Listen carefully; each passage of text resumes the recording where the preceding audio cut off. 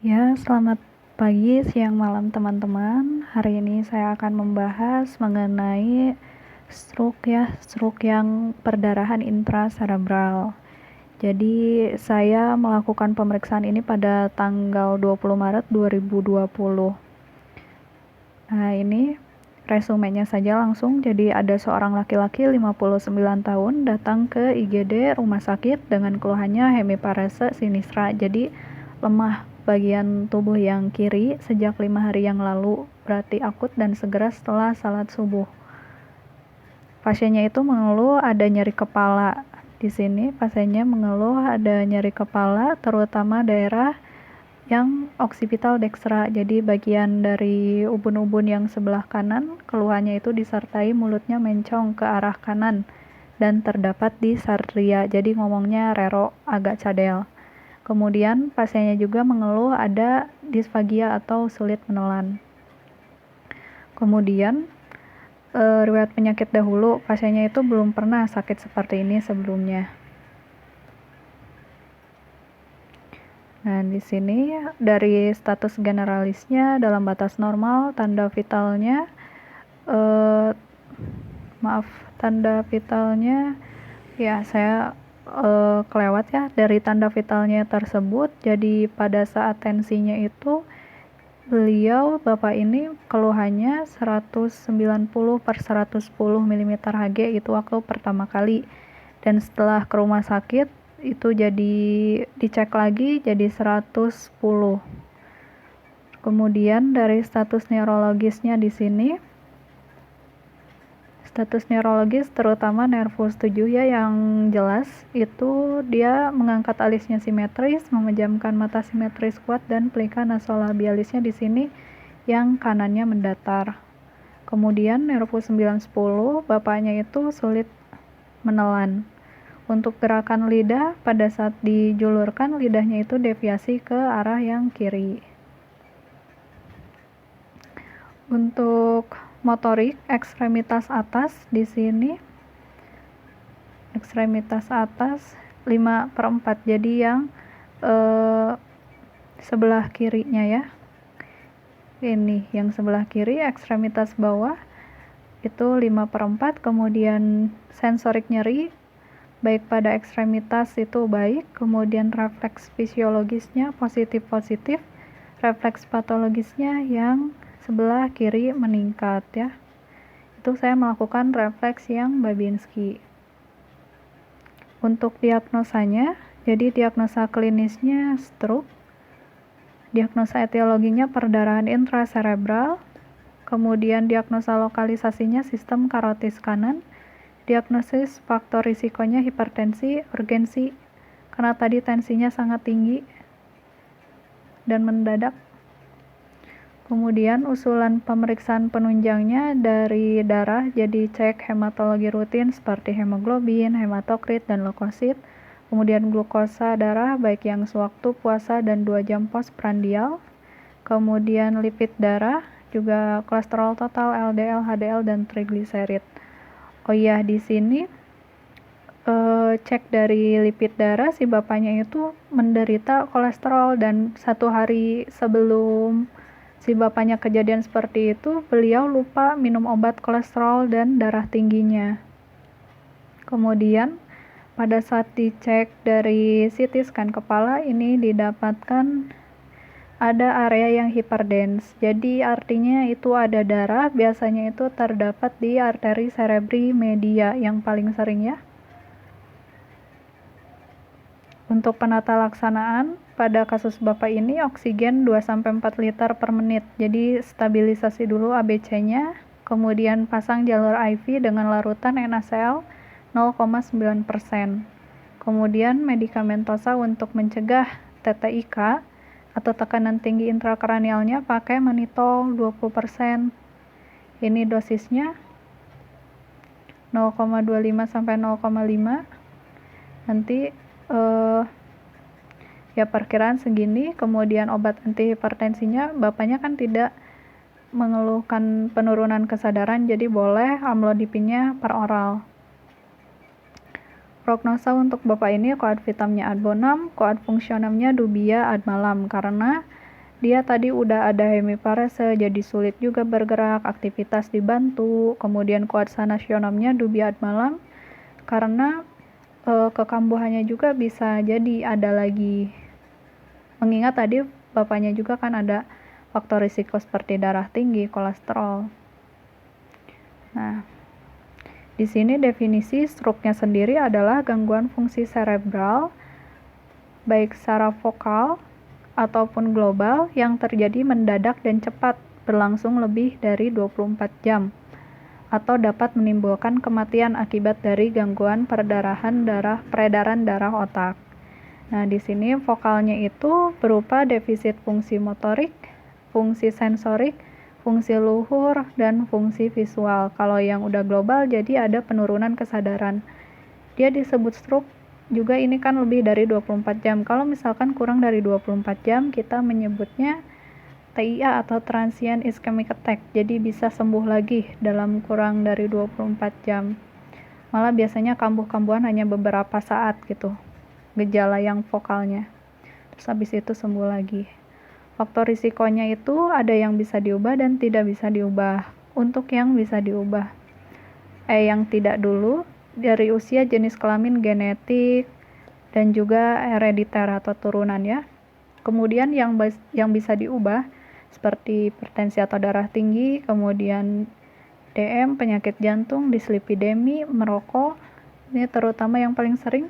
Kemudian pernah mengalami TIA atau stroke, ini terutama yang stroke iskemik, kemudian obesitas dan jarang berolahraga.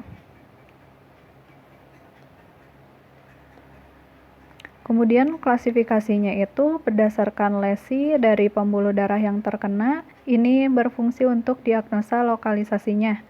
Ada yang sistem karotis dan sistem vertebrobasiler.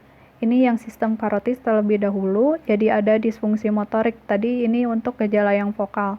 Berarti hemiparesenya itu kontralateral dengan daerah apa? Dengan daerah lesinya. Kemudian pada umumnya paresa motoriknya itu paresa motorik saraf otak sejajar atau ipsilateral dengan paresa ekstremitas. Jadi biasanya wajah sama si bagian anggota tubuhnya itu sejajar. Kemudian gejala lainnya ada dysarthria atau bicaranya rero. Kemudian disfungsi sensorik ada hemihipestesi kontralateral. Kemudian hemihipestesi itu baal. Hipestesi saraf otak sejajar dengan hipestesi ekstremitas. Jadi sama kayak yang disfungsi motorik. Jadi antara hemihipestesinya itu sejajar antara wajah dan juga ekstremitas. Dapat juga berupa parestesia atau kesemutan. Kalau hipestesi itu tadi baal. Kemudian kalau anestesi berarti tidak berasa ya. Gangguan visual seperti hemianopsia homonim kontralateral. Jadi ada kehilangan lapang pandang. Ini pada TIA-nya itu berupa amuris fugax. Jadi amuris fugax itu adalah kehilangan penglihatan sementara yang biasanya diakibatkan oleh adanya white emboli. White emboli ini berupa komponennya adalah lipid atau lemak. Kemudian gangguan fungsi luhur itu seperti afasia, jadi gangguan berbahasa. Jadi kita bedakan antara orang yang bisa berbicara dengan berbahasa. Jadi di sini berbahasa seperti sulit merangkai kata-kata atau kalimat. Kemudian bila lesi pada hemisfer dominan, umumnya hemisfer yang kiri, itu afasia itu biasanya kelainannya di sini. Kemudian kalau agnosia itu dia sulit mengenal benda, lesi pada hemisfer yang dominan, biasanya yang sebelah kanan. Nah, untuk bapak tadi kasus pasiennya itu dia diagnosanya yang lokalisasinya sistem karotis.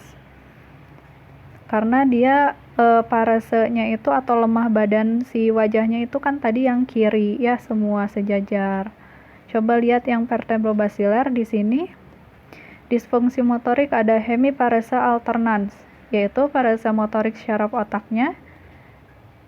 Paresa motorik syaraf otaknya itu tidak sejajar atau kontralateral dengan paresa ekstremitas.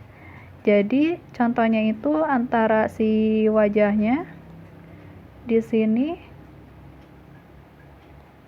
ke sini ya. Nah, di sini dia kontralateral, jadi kayak bersilangan. Kemudian bisa juga ada dysarthria atau rero. Disfungsi sensoriknya ada hemihipestesi yang alternans, jadi sama seperti disfungsi motorik. Hipestesi saraf otak tidak sejajar. Kemudian gangguan visual, hemianopsia homonim, satu atau dua sisi lapang pandang, dan bisa juga ada buta kortikal. Karena di sini ada terkenanya pusat penglihatan di lobus occipital. Pada TIA bisa berupa blackout atau seperti pingsan. Gangguan lainnya berupa gangguan keseimbangan, vertigo, dan diplopia. Karena sistem vertebrobasilar ini cenderung ada di belakang otak, makanya dia bisa di sini terkena pusat penglihatan di lobus occipital.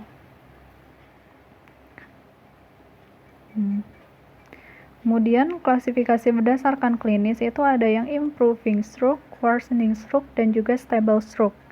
Improving, defisit neurologisnya sembuh dalam kurun waktu lebih dari 24 jam sampai dengan 3 minggu. Jadi tetap harus ada lebih dari 24 jam. Kemudian worsening stroke, defisit neurologis jadi berat, baik secara kuantitatif maupun kualitatif.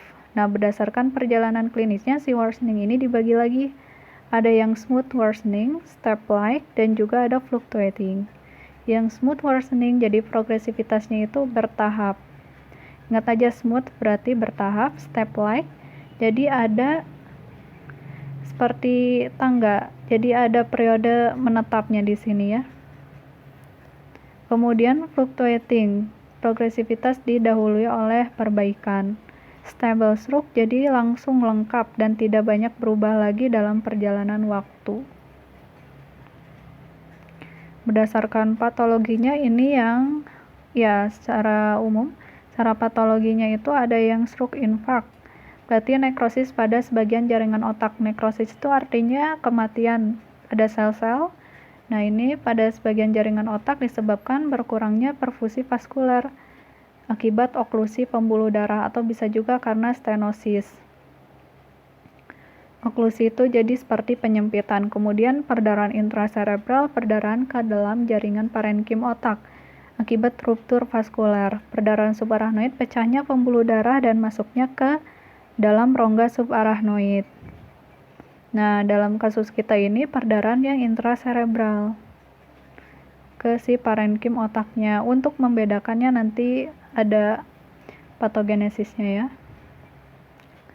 Ini patogenesis yang PIS secara umum. Jadi karena hipertensi, terutama hipertensi yang kronis nanti bisa menyebabkan adanya mikrolesi. Nah, di sini kalau udah terjadi mikrolesi berarti dia rentan. Si pembuluh darahnya itu rentan, dan juga bisa karena aneurisma atau ada si pembuluh darahnya itu melebar seperti balon gitu. Nah, di sini berarti kan kalau tekanan darah tinggi berarti mudah pecah. Nah, di sini karena hipertensi aneurisma ini yang paling sering, akibatnya pembuluh darahnya ruptur, akhirnya perdarahannya masuk ke dalam parenkim otak dan menyebabkan perdarahan intracerebral, menyebabkan stroke. Nah, yang ditakutkan dari stroke perdarahan intracerebral adalah terjadinya massa dalam otak atau space occupying lesion yang bisa menyebabkan tekanan tinggi intrakranial. Ini yang ditakutkan. Nah, dari TTIK tersebut nanti bisa menyebabkan di sini dulu kerusakan korteks yang tadi bisa disfungsi dari motorik, sensorik, kemudian dari fungsi luar visual. Nah, di sini yang mana dulu daerah yang kerusakannya di korteks? Kalau misalkan ke bagian yang occipital tadi, ke bagian belakang, nanti biasanya ke penglihatannya yang makin parah. Kemudian biasanya yang TTIK-nya ini, si bapak ini kan tadi ada mengeluh nyeri kepala atau sepalgia karena bisa dari TTIK ini, bisa menekan di mana nanti bisa menstimulasi si saraf-saraf nyeri di bagian kepala. Yang sebenarnya otak sendiri dia tidak punya saraf untuk nyeri. Tapi di bagian dari dura mater itu ada namanya nervus untuk dura mater, terutama nervus trigeminus. Nah, ini bisa menyebabkan nyeri kepala. Kemudian nanti menstimulasi CTZ. Jadi ini emang stimulus untuk muntah dan juga mual. Kemudian nervus 12 tadi ke lidah harusnya. Kemudian nervus 9-10 itu bisa sulit menelan. Kemudian nervus 7 bisa mulut mencong dan menekan aras di pons. Nah, ini menyebabkan apnea atau sulit bernapas, bahkan bisa menyebabkan penurunan kesadaran. Ke hipotalamus, nanti kan hipotalamus ini fungsinya untuk set point dari suhu, makanya orangnya bisa demam. Kemudian di sini iskemi TTIK karena stroke. TTIK tersebut nanti bisa menyebabkan iskemik parenkim otak. Akhirnya sel-selnya itu kan mengalami kematian. Akhirnya ATP turun. Kemudian disfungsi dari pompa natrium kalium NAK ATPase, akhirnya natrium intraselulernya meningkat, glutamat meningkat, kalsium dalam intraseluler meningkat, akhirnya bisa ada kejang. Ya, kurang lebih seperti itu. Untuk lebih lengkapnya mungkin bisa lihat di Calgary. Kemudian manifestasi klinisnya ini untuk membedakan dari bagaimana untuk membedakan stroke infak, perdarahan intracerebral, dan perdarahan subarachnoid. Biasanya yang paling sering stroke infak itu karena hipertensi, penyakit jantung, dan merokok. Ini yang paling sering. Kemudian kalau TIA, jadi ini biasanya sering kali sebelumnya itu mengalami TIA atau semacam gejala stroke, tapi sudah itu dia sembuh lagi. Nah, itu patut diwaspadai untuk terjadinya stroke infark. Kemudian jarang ada gangguan kesadaran, jarang terdapat nyeri kepala, tidak ada mual muntah, defisit neurologis vokal seperti hemiparese, hemiplegia, afasia, hemipestesi. Ini biasanya khas pada stroke infark. Kemudian untuk perdana intracerebral, riwayat hipertensinya tidak jelas. Tapi tadi si bapaknya kan ada hipertensi yang sangat tinggi ya. Kemudian tidak terdapat TIA sebelumnya. Jadi memang baru pertama kali si bapaknya mengalami ini stroke. Kemudian ada gangguan kesadaran, ada nyeri kepala. Kemudian biasanya pada usia tua. Kemudian perdarahan subarachnoid. Nah, ini sedikit berhubungan dengan hipertensi, lebih berhubungan dengan AVM. Jadi AVM itu arteri vena yang abnormal si bentuknya. Kemudian ada gangguan kesadaran, tapi kembali lagi beberapa saat. Kemudian ada nyeri kepala. Nah, malah nyeri kepalanya ini khas sekali. Pasiennya itu seperti mendapat si nyeri kepalanya ini, pasiennya seperti mendapat letusan dan pukulan hebat di kepalanya. Jadi saking sakitnya. Kemudian biasanya pada usia muda ada mual muntah. Nah, ini yang paling khas ada kaku kuduk. Kenapa dia bisa kaku kuduk? Karena tadi kan darahnya bisa masuk ke subarachnoid, jadi bisa merangsang meningens. Nah, ini penting untuk kita tahu dari gejala-gejala stroke. Jadi kalau misalkan orang sudah lihat dari wajahnya, yang anjurannya untuk orang tua itu selalu lihat ke cermin apakah simetris atau tidak. Di sini ya, ini plika nasolabialis atau lipat senyumnya ini turun atau mendatar. Ini ada kan, masih bagus. Kemudian dari tangannya merasa lemas. Jadi sebenarnya untuk stroke sendiri banyak orang yang datang ke rumah sakit sudah muncul gejala-gejala yang udah ciri khas stroke, padahal seperti kesemutan saja itu udah patut diwaspadai. Begitu. Kesemutan, panas, baal tadi kan itu udah patut diwaspadai. Kemudian dari bicaranya apakah menjadi cadel, makin cadel gitu, itu harus diwaspadai. Ini terutama untuk orang tua. Kemudian ini untuk perbedaannya saja, ini kalau yang stroke perdarahan yang sebelah kiri itu masuk ke parenkim otak langsung, ini yang iskemik. Iskemik biasanya karena yang infak.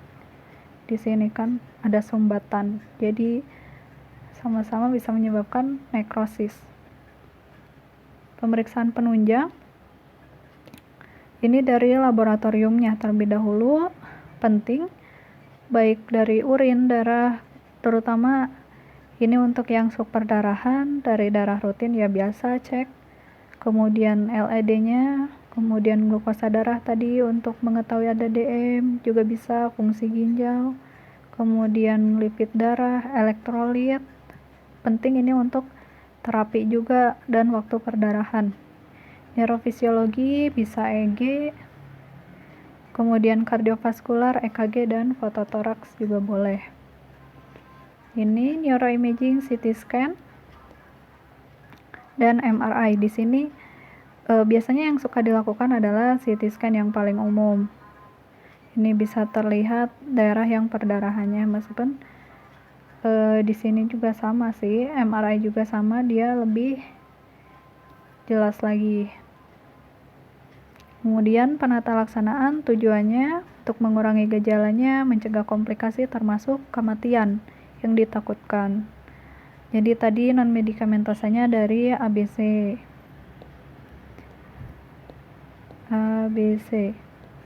Jadi airways dari jalan nafasnya, kemudian dari pernapasan, kemudian circulation.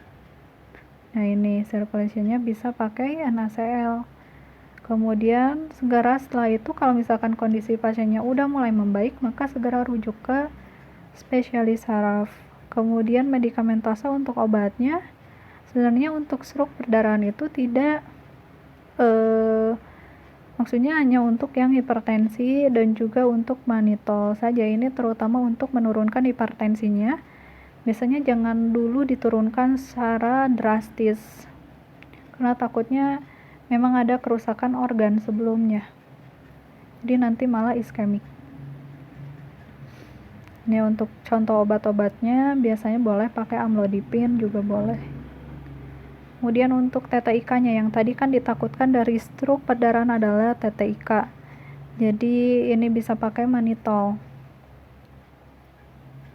Nanti tinggal dikali saja berapa berat badannya, nanti didapatkan hasilnya berapa mili. Di sini 200 mili lah, sekitar segitu kalau dari berat badan bapaknya. Dikasih selama lebih dari 20 menit dan diulang tiap 4-6 jam. Targetnya bisa mencapai sekian. Kemudian posisi kepala satu bantal sejajar dengan bahu untuk menurunkan tekanan intrakranial. Oh iya, si manitol juga jangan lebih dari 5 hari, takutnya ada rebound phenomenon. Ini rencana tindak lanjutnya, oh iya sebenarnya harus sekalian juga nanti mungkin ada fisioterapi juga. Kemudian untuk rencana tindak lanjutnya modifikasi gaya hidup seperti tidak merokok, hindari lingkungan perokok juga. Kemudian kurangi alkohol, kurangi berat badan, ini untuk yang obesitas, dan juga olahraga. Olahraganya itu tidak harus yang intensitas tinggi, kalau misalkan untuk sekedar jalan kaki juga boleh.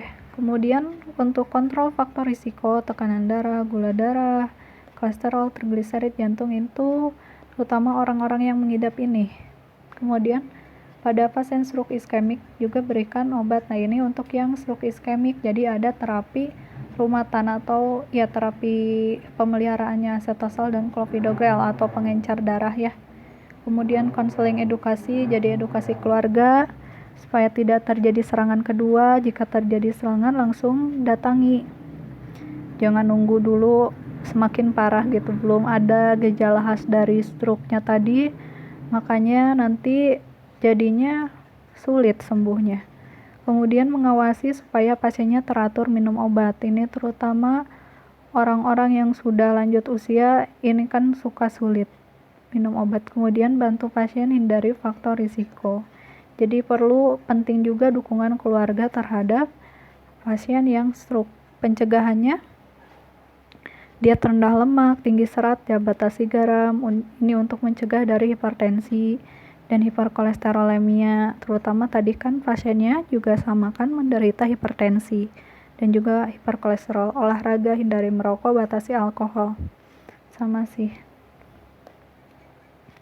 Ini untuk komplikasinya, untuk neurologik bisa udem otak, infak berdarah, vasospasme, hidrosefalus, higroma. Kemudian untuk yang non-neurologik, ini akibat proses di otak, bisa tekanan darah meninggi, hiperglikemi, kelainan jantung. Akibat imobilisasi, dia bisa bronkopneumonia. Imobilisasi ini artinya kurang bergerak gitu ya, terus aja baring di kamar. Kemudian tromboflebitis, infeksi saluran kemih, dekubitus itu seperti kalau lama-lama nanti kan kulit itu jadi lembab dan menimbulkan seperti ulkus atau borok gitu. Biasanya ada di bagian belakang di punggung. Kemudian kontraktur. Akibat sulit dilatih ya, jadi harus fisioterapi. Prognosanya untuk yang stroke tergantung luas dan lesinya. Untuk stroke hemoragik sebagian besar dubia malam karena tadi kan bisa TTIK kalau telat penanganannya. Kemudian penanganan lambat berakibat pada angka kecacatan dan kematian yang tinggi, makanya tadi ada FAS ya. Nah, ini yang paling pentingnya adalah time. Jadi segera hubungi. Udah, mungkin cukup sekian. Terima kasih.